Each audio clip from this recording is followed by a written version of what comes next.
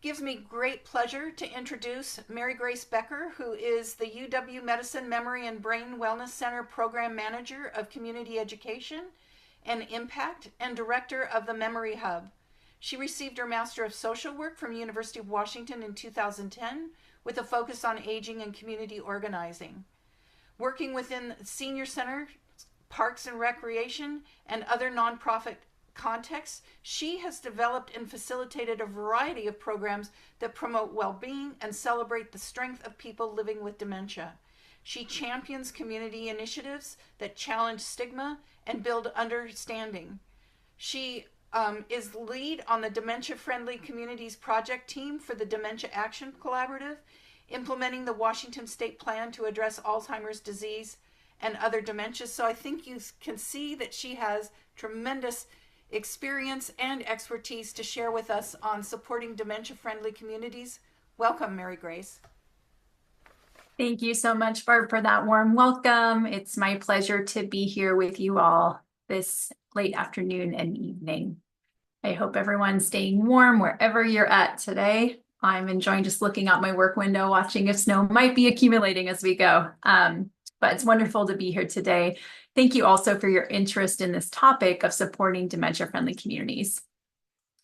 Today, together, I'll be bringing us through some background around just dementia and the context, kind of why dementia-friendly communities are even important, an overview of what is a dementia-friendly community.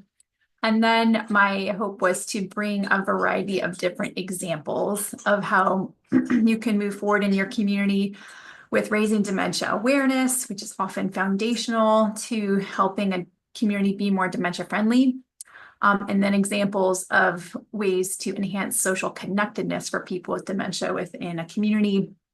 Then I'll offer some strategies for program development and some resources and end with question and answer. So by way of context, none of this is a surprise to you all on week 6 of this series about dementia, but there are a number of Americans living with dementia today, and of course, an even greater number of family caregivers out there. But I think the piece that I would love to draw our attention to is that the majority of people with dementia live in their own homes. So they're not in a setting like memory care or assisted living necessarily. Somewhere from 70 to 85% of people live in their own homes. And so they don't necessarily have activity directors at their disposal or professionals that are, helping them stay connected within their community. So it really becomes the responsibility and the privilege of everybody within our community to make sure that those individuals, which are the majority people with dementia, maintain their connections within their community. So what is a dementia-friendly community? I'm sure each of us are somewhat familiar with this term already, but the definition I like to use is dementia-friendly communities are communities in which people with memory loss fully belong and have the continuing opportunity to participate and contribute within community life. So that could be something as broad as a county or a city or town. It could be a neighborhood that's dementia friendly. Sometimes organizations talk about being dementia friendly, but that's kind of the gist of it, that those with memory loss and their families continue to be part and parcel of the community to which they belonged. On the right here, you'll see an image of an individual with dementia named Neil, who was part of a memory loss advocacy project at Greenwood Senior Center in North Seattle some years back. And he was responding to a prompt of, what would you want the world to know about living with dementia? His response, I'm still here. I'm still here. I'm still a part of the community. I'm still me. I still have things to contribute. I still have things that bring me joy and people that love me. And the idea of dementia-friendly communities, I would say, is rooted in that idea that people with dementia are still here. They're still among us. They're a part of us. They belong with us. And in fact, they strengthen our communities by being a part of our community. This is a graphic from a national nonprofit, Dementia-Friendly America, which I definitely recommend you check out if you haven't already been to their website and the resources that they provide. But this graphic is meant to showcase in one image who all might be involved in building a dementia-friendly community. And it turns out it's not, well, certainly not just the person with dementia and their caregiver. It's not only the medical community that can be involved in building a dementia-friendly community. The kind of grand claim of dementia-friendly communities is the idea that truly each one of us in our personal lives or in our work lives can play a part in making our communities more dementia-friendly. So you'll see in this image, it could include businesses, it could include transportation systems, it could include libraries, communities of faith, banks, healthcare is on there, home residential services, and more. But really just thinking about what all those different sectors and spaces and venues within our community are, and how each one of those places and people can play a part in making sure that people with dementia and their families continue to fully belong and be able to participate rather than needing to pull back and feeling isolated. This slide is from some years back. Our project team in the Dementia Action Collaborative with the state of Washington put together our thoughts on what are the 9 key factors to make a community more dementia friendly here in Washington. And I don't necessarily need to read each of these, but you can see, that foundation is that foundation of respect, kindness, inclusion, being able to participate confidently in their communities, having the chance to stay connected within relationship to others, enjoying a meaningful life with access to all that provides meaning within life, having a voice in their community, having access to the type of supports that help provide quality of life, having transportation options and housing options that meet their needs, and being able to navigate public spaces and the built environment in a way that is accessible for folks. Today, I want to talk about a few broader categories within these key factors. So you can see that a few of these factors are undergirded by the idea of public awareness in making sure that whatever stigma or misunderstanding about dementia might be out there, has been addressed and reduced. A few of the other key factors are related to social and civic engagement.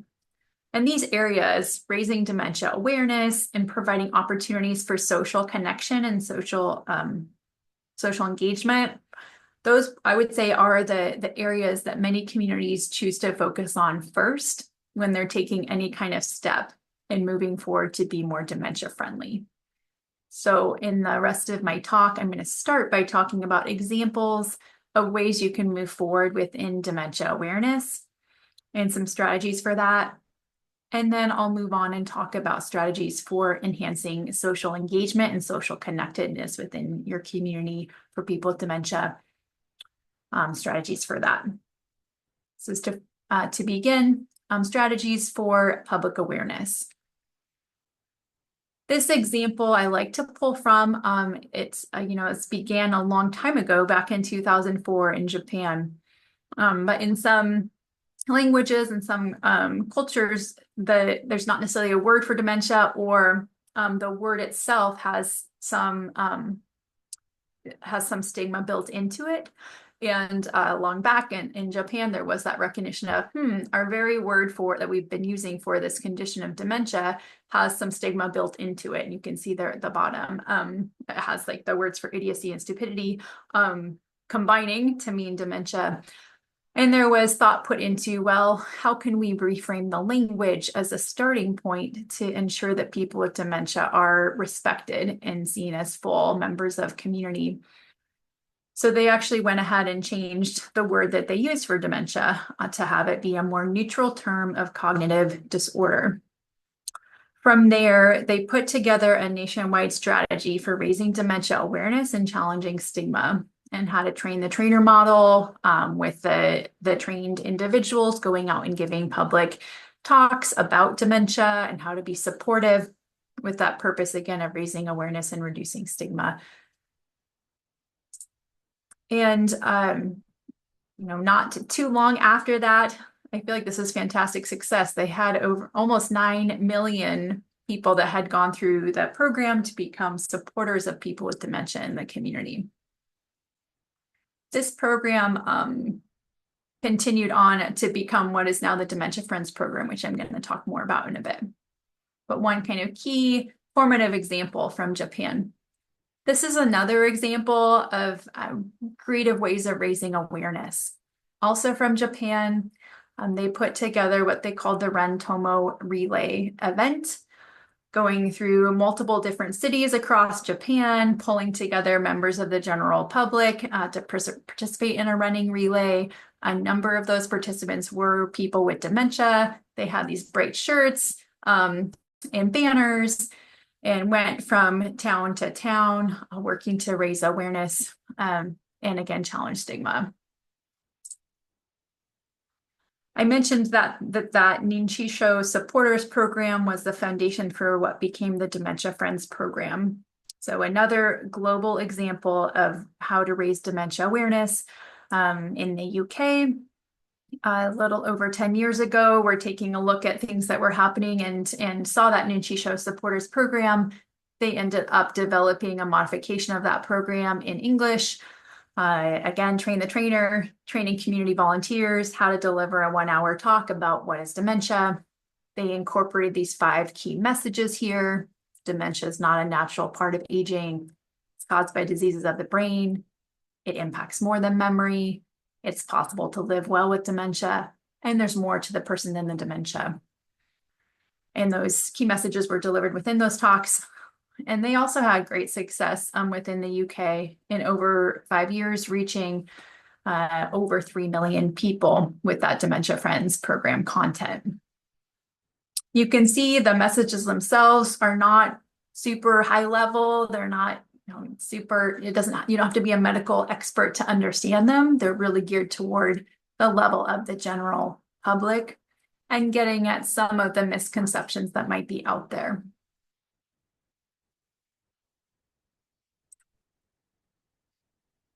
Bringing us now more local here in the Northwest, I want to give some examples of dementia awareness projects that have happened here, again, pretty creative ones.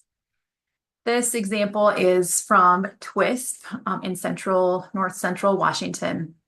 And this individual, Don Reddington, was diagnosed with younger onset Alzheimer's in a very small community.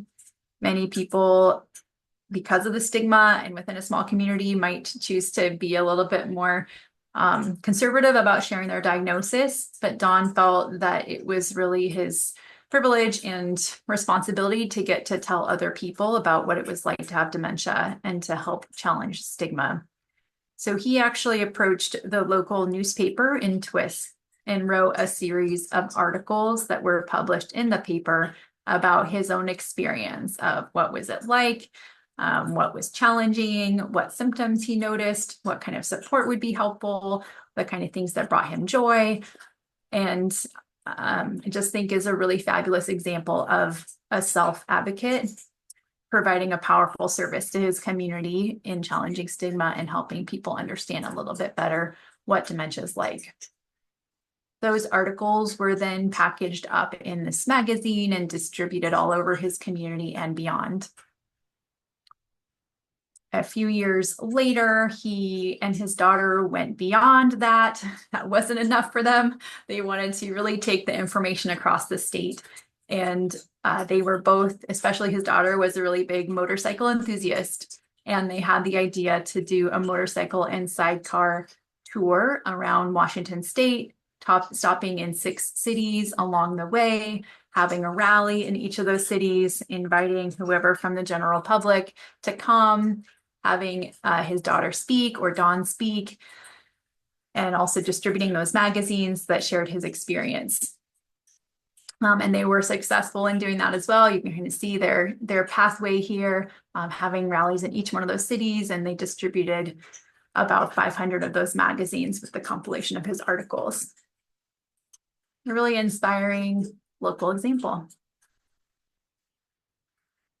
Another local example of raising dementia awareness. This came again from a group of self-advocates, so people with dementia themselves.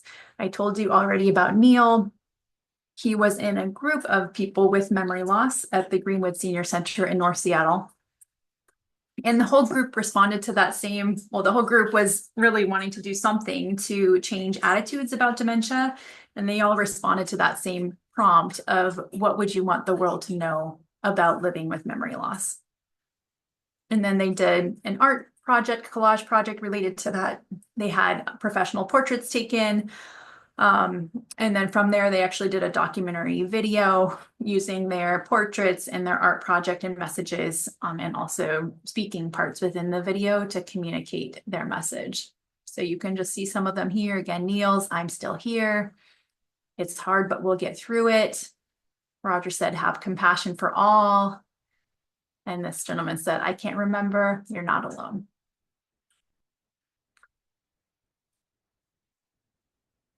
Another early example here in Seattle of public awareness and another kind of creative way to approach it. This was from 2016. There was an exhibit called The Art of Alzheimer's that showed 50 pieces of art made by people living with dementia. And the art was used as a way where, maybe it's intimidating for people to read a lot of facts about dementia or to even think about going to meet somebody with dementia. I'm not sure. But the art was meant to be very inviting and an easy opportunity for people to begin to see people with dementia as full people in a way, again, that's not intimidating. This exhibit ended up going throughout various different public locations in Washington, including the City Hall here in Seattle. It was over at University of Washington. It was at the Washington State Convention Center and at the Seattle Center. And bringing in members of the general public to be able to view the art and to begin to learn more about the artists and see people with dementia as more than simply somebody that has something wrong with their brain. I talked about the Dementia Friends program globally, but I want to mention that it's active here in Washington State locally as well and give you a little bit of that background. So here in Washington, we are pleased through the Dementia Action Collaborative to be able to offer that Dementia Friends public awareness program. It's part of meeting the recommendations in our Alzheimer's State Plan, which you heard more about, I believe, last week. And it's run through the UW Memory and Brain Wellness Center. We started by piloting that program in 2018, and we've had positive results, finding that it seemed to be a promising way to address stigma in the general public. So we were thankful to be able to roll that program out throughout the state. We do have some state funding to support the program, and it operates by partnering with different lead organizations per each county in Washington. This map shows us in dark green the counties which have the program happening currently, and there's a few counties in light green which we hope to expand to in the next year. At this point, over 3,500 people have attended a Dementia Friends session here in Washington. And I'll mention this at the very end, but I would offer up that Dementia Friends getting connected with that program here in our state or in other states in the Northwest, if you're joining from outside Washington, is a really fantastic first place to start when you're thinking about making your community more dementia friendly. The last example I'll mention related to kind of creative ways to build dementia awareness. This just happened in December, at the end of last year, and it was a partnership between the UW Memory and Brain Wellness Center and a senior living community down the street in Murano.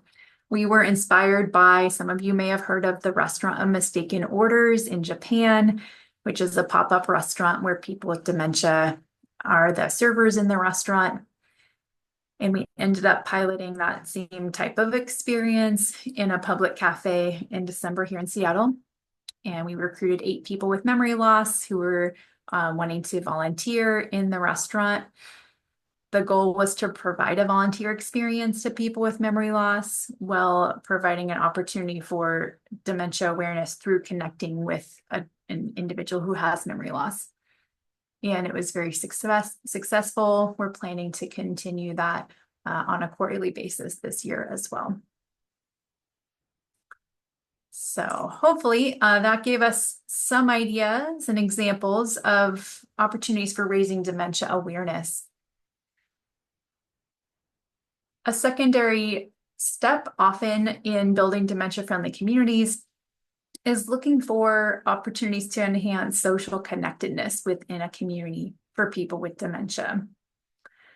And there's a lot of ways to do this, but I again want to walk us through a number of examples, and then I'll have some specific strategies for getting started with programs if that's the direction you'd like to head.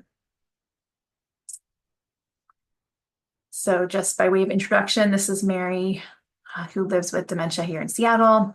And she has a quote: "At one point, my doctor told me, stay active and stay social. That's the best advice I've gotten anywhere." And that is often what you hear. You know, I work associated with the memory clinic, and that's often what providers say: stay active, stay connected. But it can be hard to figure out how exactly to do that as a person with dementia if you may be finding it a little difficult to access the types of activities you used to do, or if you're feeling a little bit embarrassed about the symptoms you're having and what will people think if you go to your book group and you can't remember the book or such things. So there's been a lot of work put into thinking through dementia-friendly types of programming and opportunities and events that can help people maintain their social connectedness. I'm going to give us, so this is kind of stepping way back and global again, but back in 1997, there was some work done by a psychiatrist in the Netherlands thinking about this issue of social isolation among people with dementia that he was seeing. And he ended up creating a pretty simple model, but the idea of bringing people with dementia and their families together on a regular basis. And he called it an Alzheimer cafe. And you can see his quote there. His intention was to make this an informal way for people to make contact with each other, to receive a consultation and feel at home, to feel you have a place just to be, not needing to deny or avoid the illness. And this model, it did have potentially opportunities for consultation and more presentations and education alongside a social gathering. This idea of an Alzheimer cafe came across to the United States some years later in 2008. And the model here tends to focus more on pure social enjoyment, social support, not necessarily having a consultation or a presentation or educational content. The second Alzheimer cafe in the nation started in Seattle, here in Washington in 2010 with Greenwood Senior Center, which that senior center has done a lot with supporting people with dementia. This is a photo from an Alzheimer cafe that the Fry Art Museum offers here in Seattle. And if you're interested in that type of a model of developing social support meetups for people with memory loss and their families, I do want to mention that there's a new national alliance that's working to expand the number of regularly occurring Alzheimer cafes or memory cafes over the next 10 years. And you can find more by looking at this website, memorycafedirectory.com. They offer trainings to groups or trainings to individuals to learn how to offer an Alzheimer cafe or memory cafe, and a variety of different types of support. So definitely recommend checking that out if that's of interest to you. And definitely memory cafes are one of the simplest types of programs to start up with that focus of building social connection. It can be as simple as just finding a ringleader organization, a simple, inviting, accessible community venue like a library, a cafe, a faith community, and setting up a regularly occurring meetup. Now I'd like to talk just a little bit about kind of thinking about memory cafes and beyond. In Seattle, starting about 10 years ago, there was a movement that began called Momentia. The focus of this movement was to empower people with memory loss and their loved ones to stay active and connected in the community.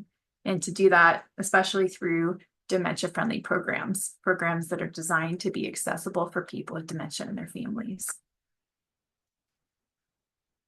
And the movement was geared to be collaborative and community-based.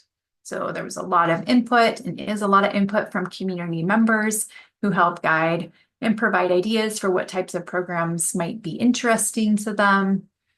A variety of community organizations that are meant to serve the public can partner to offer programming and events. And then there's a shared website and shared Facebook page to help promote all of the activities out to people with dementia and their families who might be interested. Within this movement, there's the idea of really using public spaces rather than saying, well, everything for people with dementia should take place inside of a long-term care community. It was the opposite of that. Let's think about what are the spaces within a community that are meant to be accessed by everybody in the public and are meant to be enjoyed by everybody in the public, and how can we activate those spaces in a way that is accessible to people with dementia. So for example, a lot has been done with libraries, thinking about like memory cafes many times meet in a library space. Museums have done a lot, and I'll say more about this too, but art galleries, theaters, cafes, senior centers, parks, etc. So this is thinking about dementia-friendly communities. You're thinking about, okay, what are those places in our community that can be enlisted to be supportive and help provide that social support. Another feature of the Momentia movement and the dementia-friendly programs that came out of it is the idea of incorporating strengths of people with dementia into programming. So maybe this is obvious, but instead of thinking about, well, what can people not do anymore, thinking about, well, what are people with dementia often good at? What is maintained well? What strengths can develop in the midst of the illness? And some of those strengths are listed here. So things like procedural memory or habit memory, emotional memory, long-term memory, being aware of the very present moment, using all of your sensory experience, physical movement, nonverbal communication, imagination, and thinking about the wisdom that's been built up throughout your life and how these things can be put into a program experience that feels like something that you as a person with dementia can be very successful at, instead of it feeling like, oh, I can't do this thing. This is too difficult. I'm going to go ahead and take us through, I think, about 5 different examples of specific programs that came out of this movement, and mention a little bit about how they incorporate the public spaces and the strengths of people with dementia. But I mentioned that museums have gotten on board a lot with dementia-friendly programming. The first museum to do that here in Washington was the Frye Art Museum. That is the free art museum in Seattle on First Hill. And they developed a program called Here Now, which included weekly meetups for people with dementia and their family members in small groups. They would take a look at a piece of art within the museum. They would also do an art making class reminiscent of the style or genre of the piece of art that they were looking at. And the discussions of art would be led and are led by a docent that was trained to be engaging and ask accessible questions for people with dementia. For example, instead of asking, who painted this? What era do you think it was from? What year? Questions would be more open-ended and with no wrong answer. For example, what do you see happening here? What makes you say that? How does this make you feel? Have you ever experienced something like this in your life? So questions that people with dementia would be able to respond to and enjoy reminiscing together with their partners about. This picture here includes a woman named Cece. She's reaching out toward the painting. I knew her, it's from long back, but I knew her when she started going to that program, and I asked her, Cece, what do you get out of this program? And she said, Mary, when I leave the museum, I feel taller. Which I loved, thinking about what all that meant, feeling taller. I feel like I've been I've had a dignifying experience. I've been listened to. I've had my say. I've been in a dignified setting, like within a museum. I wasn't talked down to. I feel taller. The second example of the type of program that came out of that Dementia movement is called the Memory Loss Zoo Walk program. Now, of course, not every community has a zoo in it, but this is an example of making use of whatever particular assets might be in any certain community.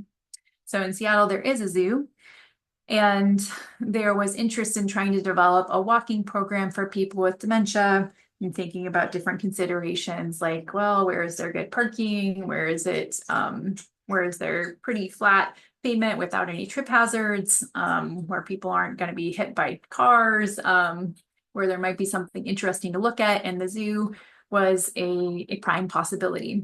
So there was the opportunity to reach out to the zoo, and they were able to get some discounted or free tickets to access the zoo, and developed with the Alzheimer's Association and those other partners a weekly walking program for people with dementia and their family members. In the walking program, it included a chance to walk through the zoo and explore different exhibits.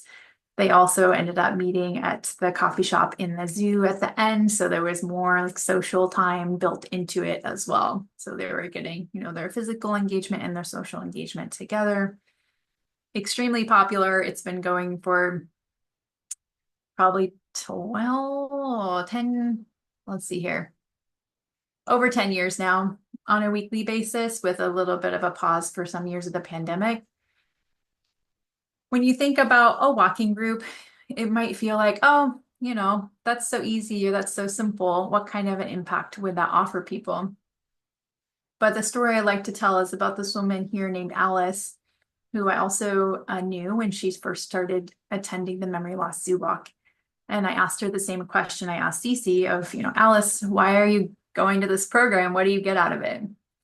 And she said, Mary, when I first was diagnosed with Alzheimer's, my family stopped talking to me and I felt dirty. But now, and she gestured to the other members of her walking group, she said, now I have a new family. That was only maybe 2 months into the time that she had started walking weekly with this group. But I think that really, to me, hit home about the immensity of the potential social isolation people can feel after diagnosis, especially if they're not surrounded by supportive people. And then the tremendous impact that something that is designed to be inclusive and give people that sense of belonging can have on a person with dementia. Another example of a dementia-friendly program taking place and making use of a public space within a community comes from Taproot Theater. This is in North Seattle. Again, started about 10 years ago. This was through a man named Roger. You might remember from that portrait. He was the one that said, "Have compassion on all living things." He was in a memory loss group at a senior center and had the thought of, or he was talking about difficulty with word finding, and he had the thought of a friend of his that did improv theater, and he said, I wonder if there might be something in that for us, if there might be a way to use improv to learn new ways to communicate or new ways to respond, especially if I'm having a difficult time finding that one right word. And ended up that we went across from the senior center where he was to right across the street was Taproot Theater, and connected with the co-founder there, whose mother had Alzheimer's, and she was really excited to try piloting some kind of program for people with memory loss.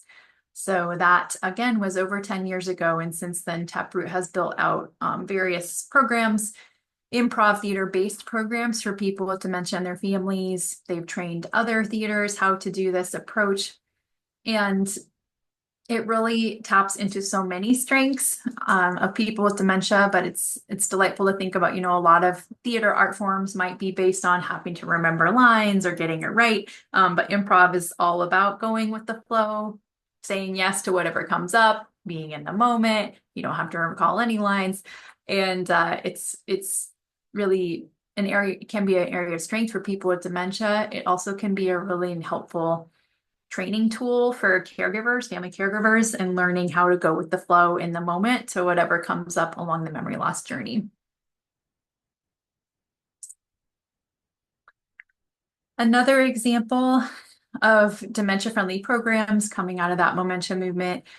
This again started about 10 years ago, thinking about not only opportunities to connect, but the fact that people with dementia, just like any of us, still want to feel like they can contribute, want to be able to give back, don't just want to be an object to be helped or like a victim of their disease and they can't offer anything back anymore.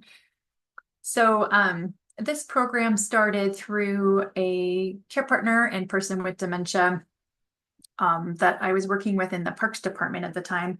And they had formerly volunteered at this very large food bank, Cherry Street Food Bank.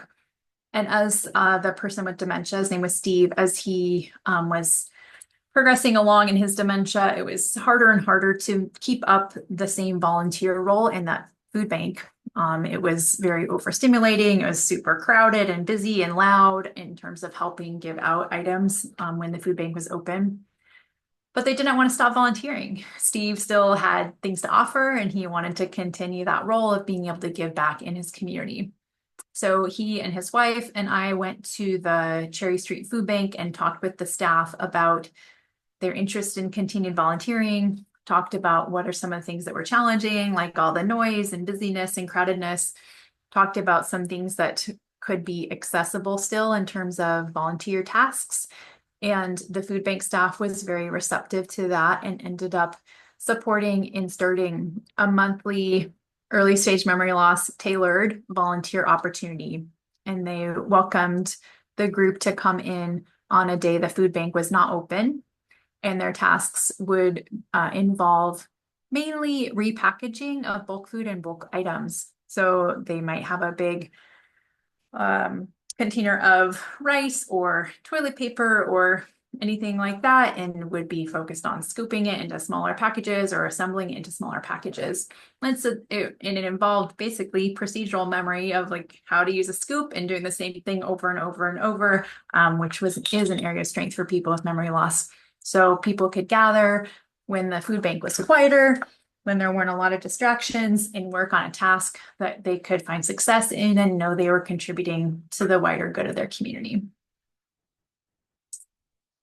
The last example I'll give is from Greenwood Senior Center. And as I'm sure we all have heard a lot about the power of music and dementia. So you'll see a lot of programming that has to do with music or creative arts in some way or another, with singing or instruments. The Greenwood Senior Center some years back started a chorus for people with memory loss called All Present. And it's continued through the years. It's very open. It's designed for people with memory loss and their families. But as you can see on their flyer, it's for any community members who love to sing as well. It's a very simple model, but people come together. There's a chorus director. They sing songs together. They do performances together, which kind of gets to the other element we were talking about earlier with dementia awareness and public awareness. Having a memory loss choir that sings at public events is a great way to do that. Anyways, just another nice example. So if you'd like to learn more about those types of programs or see a calendar of events for more inspiration, you can just go to www.momentiaseattle.org and go to that calendar tab, and you'll see a month calendar at a time with every day filled with different types of dementia-friendly programming. It's definitely a place to be inspired by. Like I said, it's also a place where you can go and see who's the contact for each program, and you could reach out to them and ask more information about how they started their program or get some tips and guidance. So I want to spend the next, most of the rest of this talk just thinking a little bit more nuts and bolts about if you wanted to start a program like these social engagement programs that I've been talking about. And I'm happy to follow up individually with any of you at any point if you'd like to learn more. But I just want to share some of the learnings that we've had in Washington as we've been working on that. So one, the slide is talking about the idea I mentioned a moment ago. There's the idea that people with dementia and community members are helping advise and guide program development. So it's true, people with dementia are the experts on their own experience, and you're going to have a lot more success in starting a program if you first are in one way or another getting input from people with dementia about what it is they'd like to do, where in their community they enjoy going, what time of day works best, what type of activities work best, etc. And so in terms of how to do that engagement of people with memory loss and gather those ideas, one, I would just say that brilliant program ideas may come up at any moment. Like I mentioned about Roger in a memory loss group, having that idea about improv, that could have been something that just remained there at that table in that room. Like, oh yeah, wouldn't that be nice if? But being able to take that extra step of saying that is a good idea, hearing it, knowing it, and then moving forward with it to go and talk to a theater that was close by about the idea was the next step that made it become a program that lasted for over a decade. So recognizing that those program ideas may not always come in your strategy sessions or in your office, but they may come just while you're walking from the parking lot to the door with a person with memory loss, an idea comes. So paying attention. And then looking for other opportunities, especially for in-person feedback or guidance from people with dementia. So informal conversations can work really well. Just talking about, what do you enjoy doing? Are there places here in this community that you really think are a lot of fun, or places you used to go, but now it's a little harder to go there, or you feel a little like, oh, there's nothing there for me. Brainstorming with groups that already congregate. Like, do you already have a caregiver support group, for example? In Washington, I said our second Alzheimer cafe in the whole US was started here in Washington, and that was because there was a member of a caregiver support group at a senior center that had visited an Alzheimer cafe in the UK and then came back to her support group in Seattle and said, hey, there's something happening in the UK. It should be happening here too. And through her advocacy, that started up. So thinking about those groups you already have, can they be a place to brainstorm with? You can certainly host community forums and get feedback that way. You can try out a one-time program where people come and then give you feedback about, didn't really like that, or this worked really well. And then I like to recommend the idea of using actual like photos of activities or actual tangible items like a musical instrument or a Frisbee or something, where if people are in person, they can point to something they like or actually pick up the physical object and talk about it versus just sitting in a room and talking about abstract ideas. You can certainly use surveys as well, but I definitely would say if you have an opportunity for kind of in the moment, in person, connecting with people about their interests, it can oftentimes work the best. This is just an example in terms of a process that we've used to gain ideas from people with dementia and families. And this was from probably 8 years ago or so. In Southeast Seattle, there were a few partner organizations, including the Southeast Seattle Senior Center, an adult day program, and Seattle Parks and Recreation, that came together and hosted a community forum. They advertised it to people with memory loss and family members in that community. You can see a very small group of people came. Oh, this is Steve that came up with that food bank volunteer idea. Anyway, so 7 or so folks came, which I will also say, not to disregard small numbers. I always think that the right people and the right amount of people are in the room, whoever shows up. And that proved to be the case with this little group. So 7 people were there.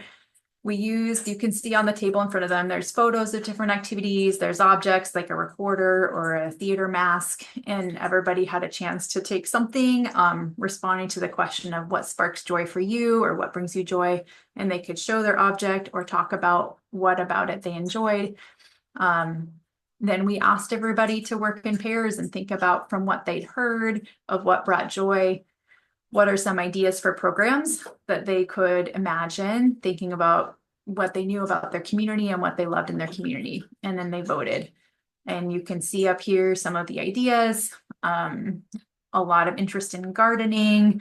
There was an interest in doing a huge music dance movement, kind of public awareness program, hiking trips and other things. But this woman, Martha, was the one that had really emphasized the garden project. We chose 3 project ideas to move forward with those different partners that were at the table. And one of them was the garden project. And we reached out to an urban farm and wetlands down the street from the senior center and talked with them about how to make their current volunteer program more dementia friendly. And again, they were open to that discussion. I think many times it's just more about building awareness, or an organization just hasn't thought of it yet that they could do something to support people with dementia. So ended up working with the Parks Department and that farm and wetlands to do a once-a-month volunteer program for people with dementia and their families. And this is Martha here working on the first day of that program that she helped design. She had dementia. And I asked her, Martha, how was this for you? Would you want to come back and do it again? And she said, Mary, I could live here. She had a background in urban forestry, and so it was kind of her dream to get her hands dirty again. So just one example of kind of how to gather input, and some of the pieces again would be considering having multiple partners involved where everybody can bring their own, like once you get ideas of what people are interested in, different partners depending on their own assets and resources could move forward with different project or program ideas. The idea of bringing people with dementia and their families together, using those visual cues, photographs, or actual objects for people to identify what they enjoy. And then being committed to truly moving forward. So who can you partner with? If you're a person with memory loss or a caregiver in your community, or if you are a person in one organization but feeling like, oh, it'd be nice to have at least one other organization that I could do this kind of work with. I will say that any organization that's public facing or that's meant to be serving the public at large is a good potential partner. This list has some of the common partners that I see involved in program development for people with dementia. Senior centers, parks and recreation, YMCAs, any kind of Alzheimer's or aging related organization can be good. Arts and cultural organizations, super great. I mentioned like the Fry Art Museum and other museums have done a lot of work with this. But another example, Seattle Opera right now is working on a grant to start up a memory loss chorus here where I work. Arts and culture can be really good. Libraries can be a super great partner. Again, they're meant to serve the general public. They oftentimes almost function like a community service or social service agency with caregivers coming in looking for resources about caregiving. So they can be really apt to want to help out. I'll mention also faith communities can be a natural partner as well, in that they already have that mission to be supportive to people that maybe are on the outskirts of society. They already have infrastructure like a lot of volunteers, or they might have space, etc.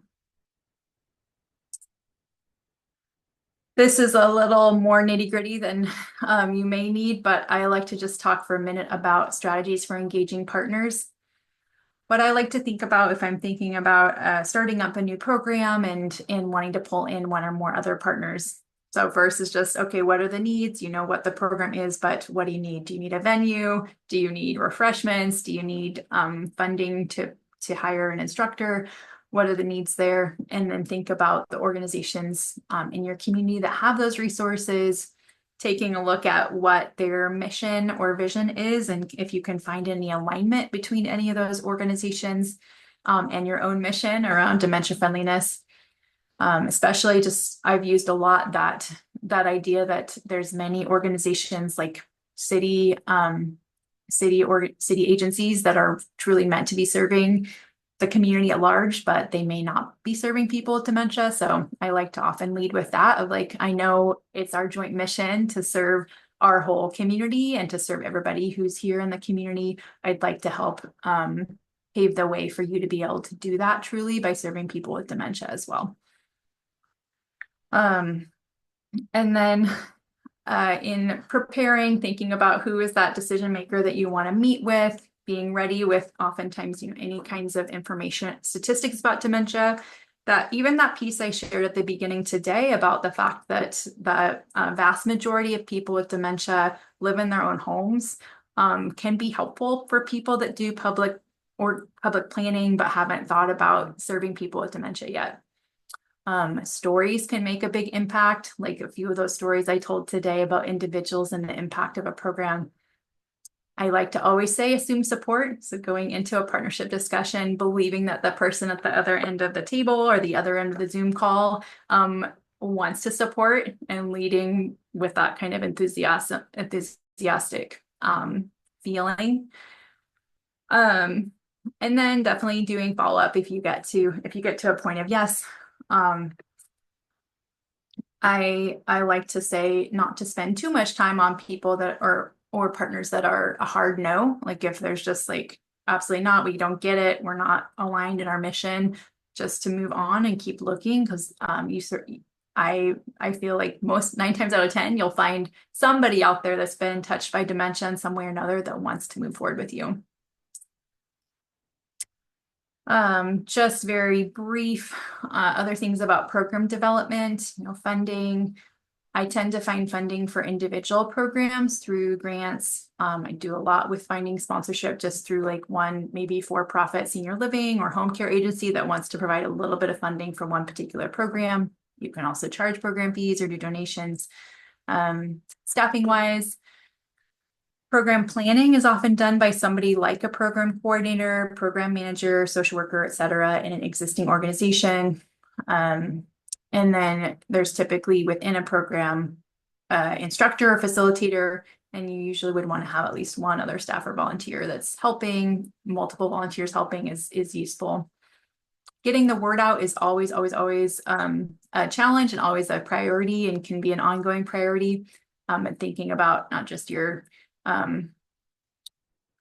just social media, but also thinking about traditional media. In some communities, even putting like a little article or in the paper or an ad in the paper can go a long way. And then just thinking about, I get this question a lot from like senior centers or YMCAs or Parks and Rec departments, but what do you need to change about an existing program to make it dementia friendly? What are some of those pieces? So I would say these items. One, just sometimes there's a need to reduce the class size a little bit, or in some way or another, increasing the instructor participant ratio. So that's why I feel like having an instructor plus at least one volunteer or 2 volunteers is helpful. And then choosing venues that are familiar to people, where there's good parking, they're easy to get around, they're not too loud or crowded, they have accessible seating and bathrooms. Thinking about, and this is true of most programs offered to the public anyway, but some kind of routine schedule, not like haphazard, like, oh, we're going to have the program now and every now and then, but instead setting up to be like the first Tuesday of every month, or the first, at 10 a.m. every Wednesday, something like that, where people can really build it into their routine and it kind of functions with their habit memory of, okay, I know what I'm meant to be doing now. Using those strengths, like I talked about, adjusting communication techniques to be more dementia friendly, respecting independence and choice, and making sure that instructors, staff, and volunteers have that training in dementia friendliness. So there's more that can go into it, but those are some of the things that I like to hit on. And then I'm getting close to closing, so we have time for questions. But if we've kind of covered a lot of ground with multiple different examples of programs and projects and initiatives that communities have done to become more dementia friendly. But if you're just thinking, well, where do I really start? Like, what is a starting point? I would offer these 2 things. So for dementia awareness, and I already mentioned this, but if you're in a community that offers the Dementia Friends program already, I do think a great place to start is making sure that you yourself have attended a Dementia Friends session, but you can also reach out and bring a Dementia Friends session to your own workplace, to your faith community, to your school or higher education place, or other kind of social network that you're part of. You can also reach out and become trained as a volunteer to offer these Dementia Friends sessions in your community. So there truly is nothing more foundational in becoming dementia friendly for a community than building dementia awareness to begin with and helping challenge stigma. So, and for that, we already have a tool for it. It's the Dementia Friends program. So definitely highly recommend checking out in that website if you're in Washington, dementiafriendswa.edu. I think there's a typo. dementiafriendswa.uw.edu is what it should be. Sorry about that. But if you Google Dementia Friends Washington, you'll get to it. Great place to start. And then if you were intrigued by this idea of social connection and social engagement programming and want to get started there, I do think the Memory Cafe or Alzheimer Cafe model, that idea of just doing like a once a month social meetup in a library, in a cafe, in a museum, in whatever venue you have in your community is a really great and simplest place to start. And you can read more about that at memorycafedirectory.com. It's great to visit a Memory Cafe or Alzheimer Cafe. You can always ask current organizers for tips. And we also have a how-to guide developed for our state here, which I'll show you in a second. So this is Mary. Again, she had that quote about staying active and staying social. And this is an additional quote. She said, you kind of feel free with memory loss because you have the situation that you can't do a lot about. So you might as well do the things you really want to do, the things at the top of your list. I've tried new things like folk dancing and drumming, so you don't feel like your life is draining away. No, it can get richer in some ways. So again, she's not saying life is all rosy with memory loss, but recognizing that there are ways to live well with memory loss. And when we come together as a community to be supportive and to provide those dementia-friendly opportunities, life truly can get richer. Here's a few resources, which I know the PDF of the slides will be available. Just a few things to take a look at if you'd like. And there really is a nice guide to developing an Alzheimer Cafe here in Washington. If you want to take a look at that. We also have a guide for developing a dementia-friendly walking group if you'd like to take a look at that. And I would love to thank you for your time and attention. Thank you again for your interest in helping make your communities more dementia-friendly. And I'd be happy to answer any questions. Thank you so much, Marigrace. I'm just in awe of all that you have done, and following the work over the years has really opened up my eyes. So thanks. I did want to mention that Margaret Pheasant mentioned that earlier that Jean Mills is in the Portrait Project, and she was a member of the Alzheimer's support group that Margaret facilitated as she cared for her husband.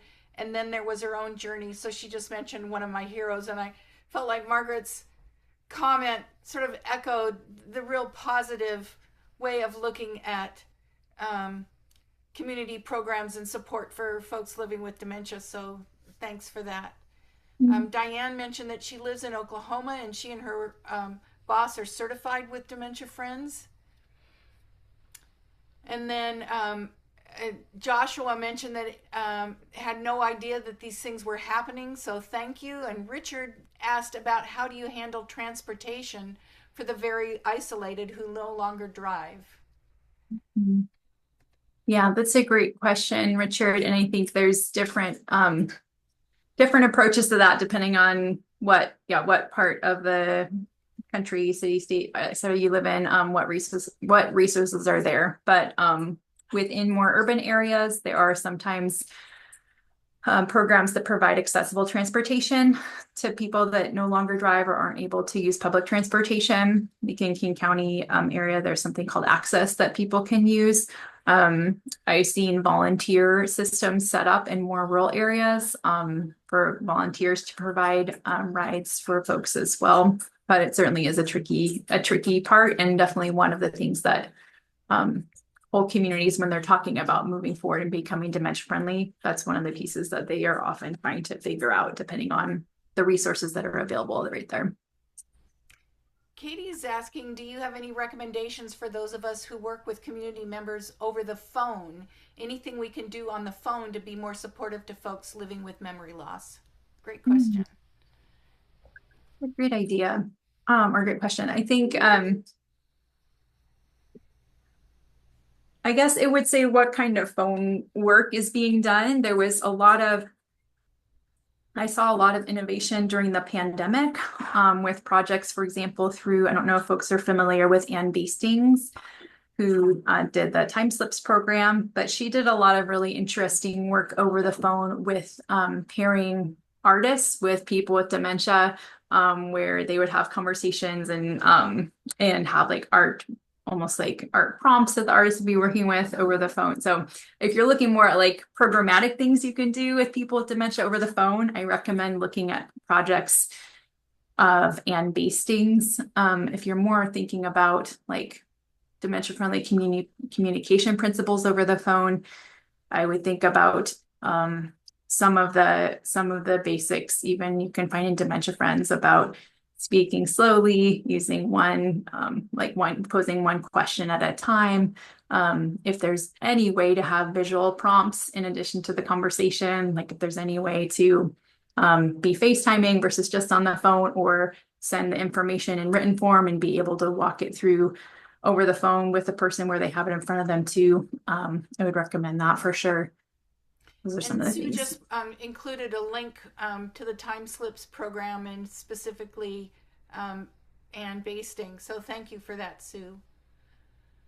Mary is asking, do you know of dementia-friendly activities for people who are also physically limited, specifically in the Seattle area? Mm-hmm. Few things come to mind for me. One would be adult day health programs sometimes can be really well set up for that. So for example, Full Life Care offers a variety of at least several different sites of adult day health here in the Seattle area. Another example would be, then this is right here where I work at the Memory Hub, but we have a seated dance workshop for people with dementia that's also suitable for people with mobility impairment. That's very engaging and just open for drop-in on a couple Wednesdays a month. I can find that and put it in the chat too. Great. And Home is mentioning, first said, thank you so much for the excellent presentation. Curiosity, is there any dementia-friendly communities in Indigenous communities to provide culturally safe dementia care support for Indigenous older adults living with dementia? The best resources that come to mind for me for that are out of the acronym is IA squared, the International Association for Indigenous Aging, have done a lot of work thinking about culturally centered and culturally tailored approaches to dementia friendliness. I also see that happening in Dementia Friendly Nevada in their programs as well. So those would be a couple different resources I'd mention or encourage checking out. And back to the transportation question, Mary mentioned that Catholic Services offers transportation services depending on volunteer driver availability for people who may be too quote unquote rich for access buses or the community transit equivalent of that in our area. Great, thank you, Mary.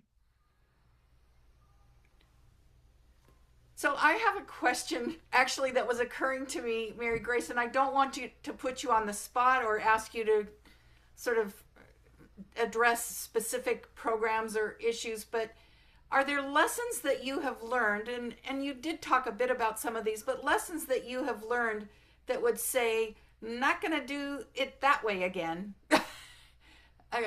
It wasn't very helpful, or, I had to do a quick sort of course correction or something in order to engage folks in just lessons learned, I guess, is right. what I'm asking. Yeah, I'm trying to think about like specific moments where I learned something. I can feel like, ooh, I've learned so many things, and I know that you have this incredible gift to like make such a wonderfully positive statement about the things that you've learned and really revision things that people say to be very positive. But I'm just wondering if there's other possibilities that others might benefit from your experience. Right.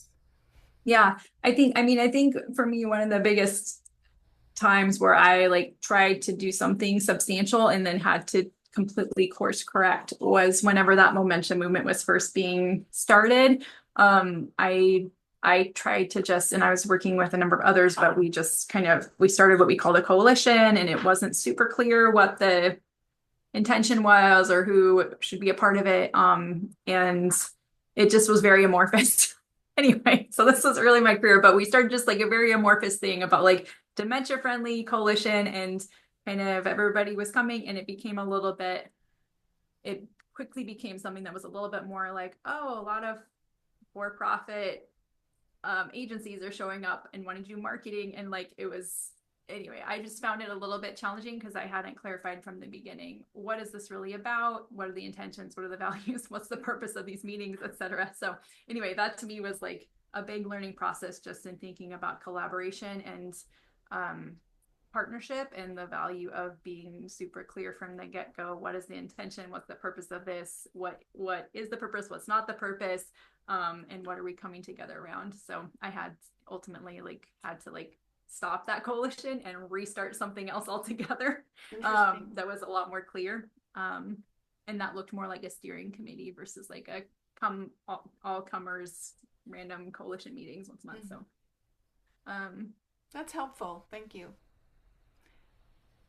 Back to the question about Indigenous populations. Mary Zeitner mentioned that Northwest Portland Indian Health Center sponsors 2 echo sessions, one for caregivers and one for clinicians with Native sensitivities. I don't have a link for that, but that would be something to for folks to investigate.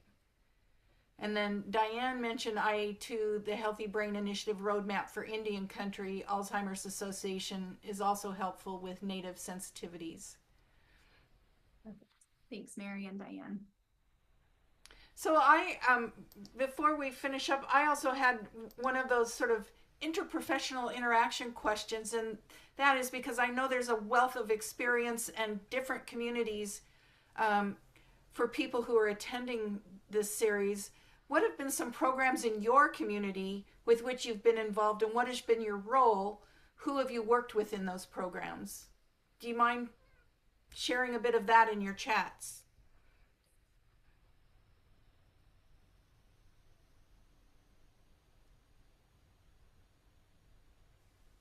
Oh, thanks. Mary just and Katie posted some links for the Echo deal. But we've got folks from all over the Northwest as well as other states and Canada, I think. Are there other things going on in your communities that you've been involved with? Or have you been involved with some of the programs that Marigrace has mentioned, and how has your involvement gone?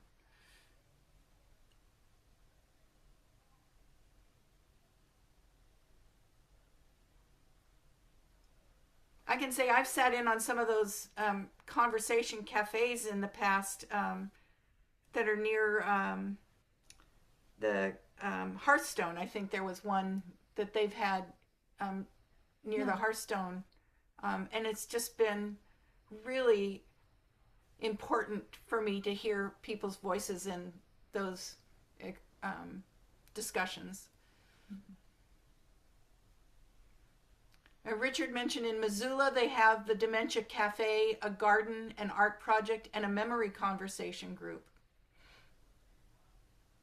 That's great.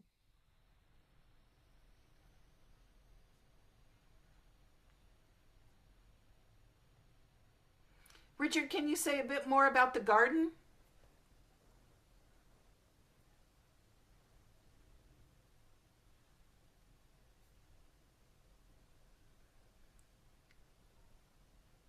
And Margaret, Maggie, I'd love to hear a little bit more about the learning experience of being tapped at the taproot to participate.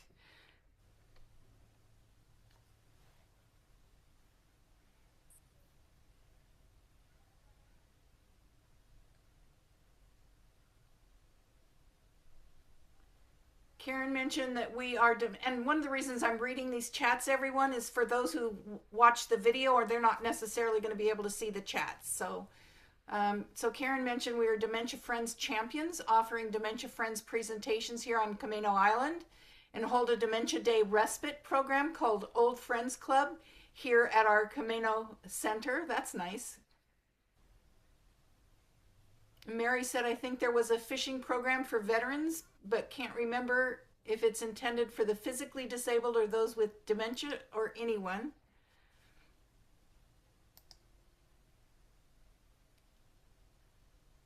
Oh, interesting. So Margaret said it in her Taproot experience, she found herself connecting non-verbally and felt it was a meeting of equals. Interesting.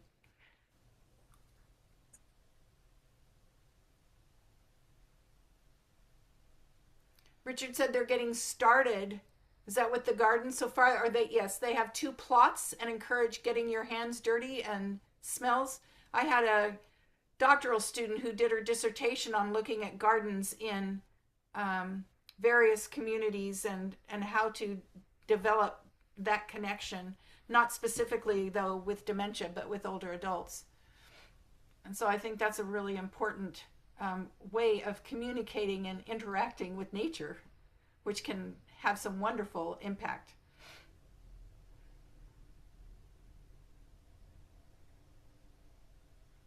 Thanks for the link, Marigrace. Diane said she works at the Wichita and affiliated tribes in, I'm not going to pronounce this right, Anadarko, Oklahoma. They go out and educate in 10 counties about memory loss. Very interesting. Glad you're doing that work, Diane.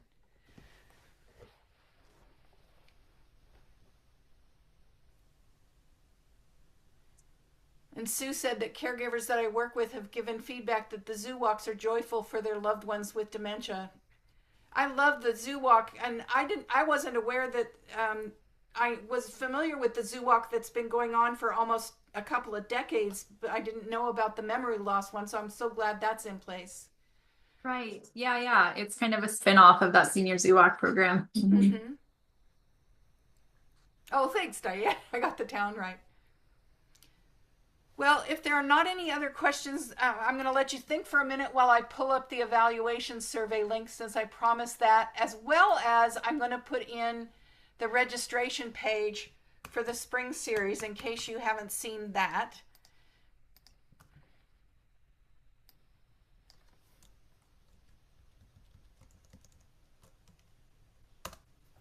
Hopefully I got that right. And I just really want to thank you, Mary, for sharing all of this amazing work. You've had such an impact on our community and communities throughout the nation and internationally as well. So thank you for everything that you're doing. Thanks so much, Barb. It really was a pleasure to be here. We will see you next week, everyone. Have a good weekend. I hope you're not facing too much snow. Unless you love that, which I do, but Thank you.